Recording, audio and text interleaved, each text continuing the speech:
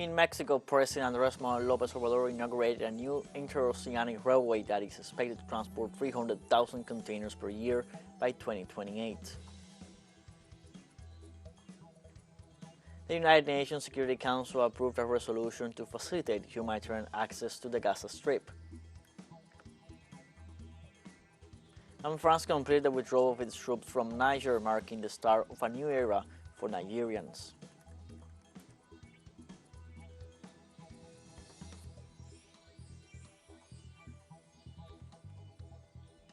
Hello, welcome from the South. I'm Luis Alberto Matos from the teleSUR studios in Havana, Cuba.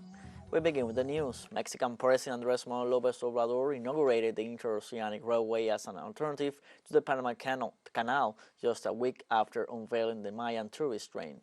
The first part of the project connects the ports of Salina Cruz in the Pacific state of Oaxaca with Coatzacoalcos in Veracruz on the Atlantic coast for a stretch of 303 kilometers.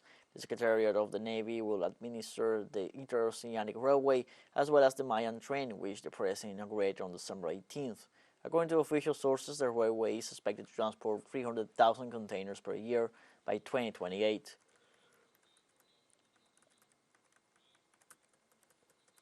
It's already saturated, and we don't want to compete with our Panamanian brothers. We respect them a lot. We care about them a lot. The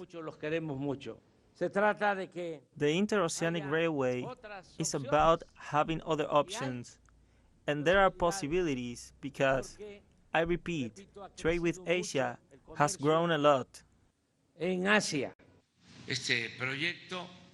This project has been a dream for centuries, envisioned by authorities, kings, politicians, and rulers. In Argentina, the police repressed a peaceful protest in Córdoba against a neoliberal decree imposed by President Javier Milei. During Thursday night, police officers repressed with tear gas and rubber bullets hundreds of demonstrators who were protesting in the center of the capital of Córdoba. Local media reported that at least 12 people were arrested and several injured. The protest expressed its rejection to the decree of necessity and urgency announced by the ultra-right Milei, which proposes a deep deregulation of the economy, lays the foundation for the privatization of public companies, and repeals laws and regulations that protect essential rights of Argentines. At the same time, for the second consecutive night in Buenos Aires, a crowd of people demonstrated in front of Congress of the nation, shouting they should all go away. Demonstrators demanded the legislative power to reject the package of measures that threaten the working class. The cacerolazos and demonstrations were replicated in hundreds of cities of the country, such as Rosario, Santa Fe, Mar del Plata, Mendoza, Junín, and Esquel.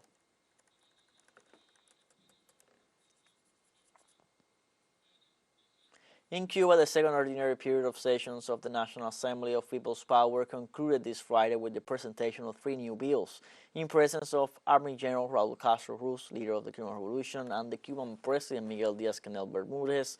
The 470 Cuban lawmakers approved a new public health law, which updates and expands the rights of Cubans to health care, and 2 other draft laws about the Military Prosecutor's Office and the system of attention to complaints and petitions from the people. During the last day of debates, lawmakers also reviewed the update of the legislative schedule for the coming year. I emphatically affirm that there is no neoliberal package against the people, nor a crusade against small and medium-sized companies, nor the elimination of the basic food rationing card, as the counter-revolution repeats trying to create opinion matrices in the social networks. Likewise, the Cuban president pointed out that new economic adjustments will be implemented in a scenario of disadvantages. Called it a war economy because it must operate within a scenario of a maximum suffocation policy designed and applied against a small country by the most powerful empire in history. We're also a nation from the stigmatized Third World, a territory with a historical disadvantage of a colonial heritage impacted by a long and multifaceted world crisis. aggravated by conflicts, wars, imbalances, and the inequality generated by neoliberal capitalism, which has been deepened by a recent pandemic. The landless workers movement in Brazil opened its 17th Solidarity Kitchen to help the victims of hunger in the country, especially children. A correspondent in the South American nation, Brian Meir, with the story. In the poor Recife neighborhood of Papelão, the Landless Rural Workers Movement, or MST, is opening a Solidarity Kitchen as part of its Christmas Without Hunger campaign. Using food acquired from family farmers in their agrarian reform settlements, it will distribute 200 meals a day, prioritizing children. Most of the time, a lot of people who live around here don't have anything to eat. So, it is important that, on an afternoon like this, they know that there is a Solidarity Kitchen that will serve them a meal. Although the MST already operates 17 Solidarity Kitchens in Recife, serving thousands of meals a day, this kitchen represents its first partnership with a new federal government program which will route staples purchased from family farmers as part of the National Food Acquisition Program, or PAA, which was originally established to provide food to public schools and hospitals, to community kitchens across the country. PAA is a federal government food acquisition program that was created 20 years ago in 2003. During the Bolsonaro government, it was nearly eliminated due to the almost zero funding, but this year it returned with a budget of 1 billion reais to purchase food directly from family farmers and donate it to poor communities and institutions that most need it. Thanks to solidarity from the MST, no child in Papelão will have an empty stomach on this Christmas. Brian Meir, teleSUR, Recife. Let's take a short break, but remember you can join us on TikTok at teleSUR English, where you will find news in different formats, news updates, and much more. Other stories coming up. Stay with us.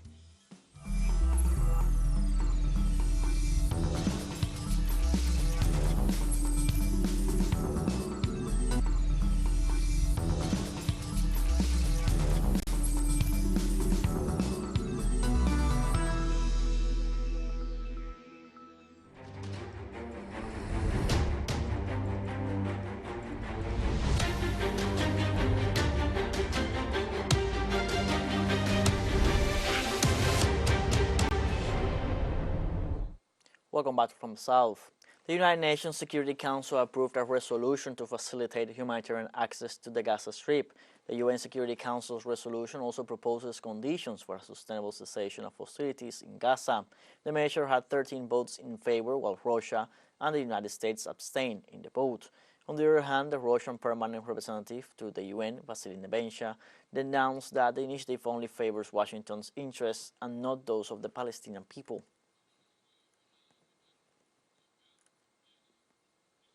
UN Chief Antonio Guterres reiterated his call for an immediate humanitarian ceasefire in Gaza after the Security Council approved a resolution that demands all sides in the Israel-Hamas conflict allow the safe and unhindered delivery of humanitarian assistance at scale. I urge the Israeli authorities to lift restrictions on commercial activity immediately. We are ready to scale up our cash grant support to vulnerable families, the most effective form of humanitarian aid. But in Gaza, there is very little to buy. So, ladies and gentlemen of the media, in the circumstances I've just described, a humanitarian ceasefire is the only way to begin to meet the desperate needs of people in Gaza and end their ongoing nightmare. I hope that today's Security Council resolution may help that finally to happen. But much more is needed immediately. In Palestine, the occupying forces of the Israeli regime caused dozens of deaths in several cities in the Gaza Strip. The most damaged city is Khan Yunis, where dozens of people were killed after an Israeli bombardment near Nasser Hospital. The Israeli army shelled the Nusayrat refugee camp by targeting a civilian car in the border of town of Rafah. In the latest update, the number of victims since the beginning of the Israeli siege exceeds 20,000 dead, of which 70% are women and children. Also, more than 56,000 wounded are registered.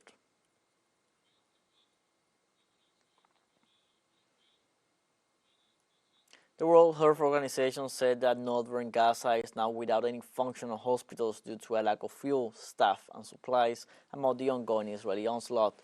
Only 9 out of 36 health facilities were partially functional in the whole of Gaza, all of them in the south of the enclave, said a WHO representative in occupied Palestinian territories during a press conference held in Geneva via video link.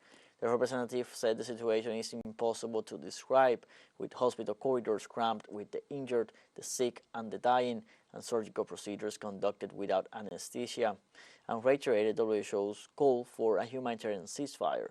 On Thursday afternoon, the Israel Defense Force announced that its 99th Division had completed a divisional operation in southern Gaza and began expanding its ground operation to the central region of the Strip.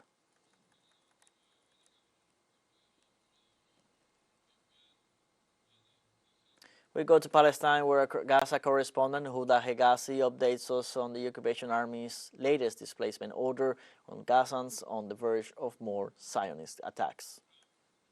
The coordinator of the Israeli occupation army, Afeji Adri, published today in his official website that the Gazans who are in the central governorates of the Gaza Strip, especially in the governorate of Al-Bureish, and the northern part of the governorate of Al-Nusayra, must go to the district of Adair al-Balaj, which is located in the south of the Gaza Strip. And with this, what we see is that the Israeli occupation army is once again informing the Gazans to evacuate their homes, to evacuate these areas because they are going to start a new land invasion in these areas, in addition to an increase in the bombardment by the Israeli occupation army's planes and drones.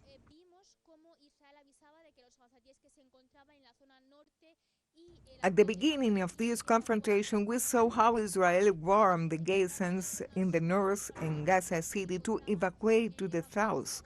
Once they were in the south, it were the Gazans who were evacuated in the Khan Yunis governorate to evacuate to the Rafah governorate.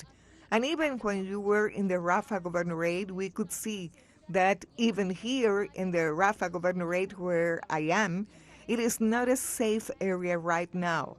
And there have been several bombings in this governorate. And this time again, Israel is trying to evacuate people from their homes, from their land, and push them into one area. Well, the problem for the Gazans is that they don't know where to go. There is no safe place left, and there is not even a place left where they can take shelter. We're talking about schools, hospital, refugee center. All of them are full and overcrowded. And therefore, it seems that once again the Gazans will have to make fence in the streets in order to be able to evacuate to these areas and to be able to take refuge from the bombardment of the Israeli occupation army. And once again, the crimes of Israel will continue with the intention of gathering all the Gazans in one area and trying to conquer more parts and more territories of the Gaza Strip. Thousands of Yemenis demonstrated in various parts of the country to call for a permanent ceasefire in the Gaza Strip.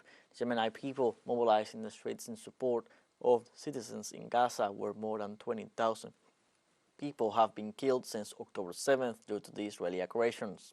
Demonstrators marched with banners condemning Israel's crimes, as well as slogans of anger directed at the United States in the face of its attempts of aggression against the country.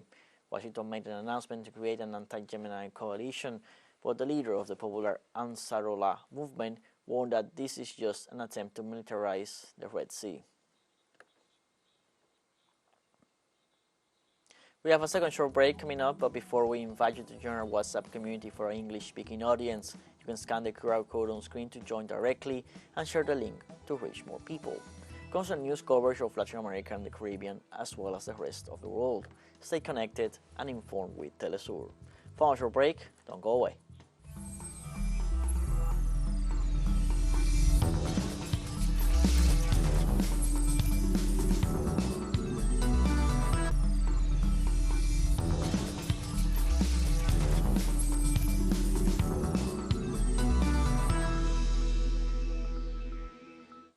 Welcome back from the south. France completed the withdrawal of its troops from Niger on Friday after it was asked to leave by the new junta and years of on-the-ground military support. According to the French Army General Staff, the last French military aircraft and troops departed Niger by the December 22 deadline set by the junta, which severed ties with Paris after the coup in July. On the other hand, France already announced this week that it would close its diplomatic mission in Niger for an indefinite period. However, French President Emmanuel Macron said on Thursday during a visit to a base in Jordan that France would continue to be involved in the Sahel, the vast expanse south of the Sahara Desert, which has been a hotspot for violent extremism. Niger's junta described the end of the military cooperation with France as the start of a new era for Nigerians. Kenya's Anti-Corruption Commission on Friday charged the country's former tourism minister and two others with economic crimes for the alleged fraud of tens of millions of dollars in inflated costs for the construction of a hospitality college. Najib Balala, former principal secretary Leah Adaguillo, and the managing partner of West Consult, John Odero, appeared before Principal Magistrate James Mawaniki in the coastal town of Malindi, where they denied the charges. Balala is the first high-profile person to be charged with corruption under President William Ruto's administration. The three were released after posting bail. 13 other suspects are expected to be charged with corruption offenses and economic crimes for the alleged malfeasance that took place 16 years ago. Senegal's Supreme Court on Friday confirmed a prison sentence handed down to the mayor of Dakar, Barthélemy Diaz, convicted of killing a man during a wave of political violence in 2011. However, Diaz, a fierce opponent of President Macky Sall, will not be jailed, as his sentence was covered by the pre-trial detention he served. The ruling upheld is a 6-month prison term and an 18-month suspended sentence. According to the defense, the sentence will not cost the opposition figure his post as mayor of the capital, but could threaten his seat in the National Assembly. Diaz must also pay a 25 million FCFA francs to the heirs of Niaga Diouf, who was shot dead on December 22, 2011 by alleged supporters of the ruling party under the then presidency of Abdoulaye Wade. Diaz was mayor of the city at the time.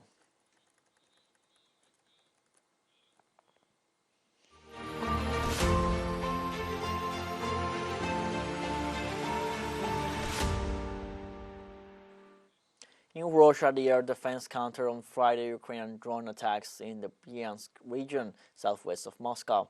The Russian Ministry of Defense informed that in the morning hours, another attack was reported in the Kaluga region, where military teams shot down 2 unmanned aerial vehicles. The entity also denounced that the Kiev regime is continuously trying to attack the Russian territory, both on the border and in the capital. Meanwhile, the chief of the Russian General Staff, Valery Gerasimov, announced that the Russian armed forces eliminated about 23,000 drones since the beginning of the special military operation in Ukraine. The Prime Minister of Hungary, Viktor Orban, described the inclusion of Ukraine in the European Union as a political gesture. The European Union summit on December 14th decided to start negotiations for the future membership of Ukraine and Moldova in the regional bloc. The Hungarian premier said that Ukraine's accession to the bloc is not a real help for the country's population, but left open the possibility of Kiev's accession to the European Union in a few years. He added Brussels' intention to include the country with liberated regions and military troops within the Ukrainian territory may cause long-term damage, not knowing the exact population figures. On Friday, Uruguayan football player Luis Suarez signed a 1-year contract with Inter Miami team of the United States Football League, and everything is ready for the reunion with Lionel Messi, with whom he shared his years of glory in Barcelona. According to the official report, Inter Miami and Luis Suarez reached an agreement to join the Major League Soccer competition with the possibility of extending for 1 more year. Suarez arrived from Brazilian club Grêmio de Porto Alegre, where he scored him the Golden Ball of the championship, a title to the best all-around player in the pitch. Thus, the striker arrives to the South Florida team to reunite with Messi and other former football club Barcelona players such as Sergio Busquets and Jordi Alba, with whom he marked an era in the European League. Luis Suarez and Leo Messi played 6 seasons together in Barcelona Football Club of the Spanish Professional Football League. During their 6 years together, they scored a total of 478 goals, most in the history of the Catalan organization, and experts claim they could be overall the most lethal offensive duo in the history of football. It is worth noting they scored 53% of Barca's goals during that span. In turn, they played together 258 matches in which Barca won 187 games with 42 draws and 29 defeats. The South American players won 13 titles with an efficiency of 78% and scored 99 goals together. On being part of a new organization hand in hand with Messi, the Uruguayan said he is optimistic about what they could achieve together with their shared ambition. We have come to the end of this news brief. You can find these and many other stories on our website at telesurenglish.net. You can also join us on our social media on Facebook, X, Instagram, Telegram, and TikTok. For telesur English, I'm Luis Alberto Matos. Thank you for watching.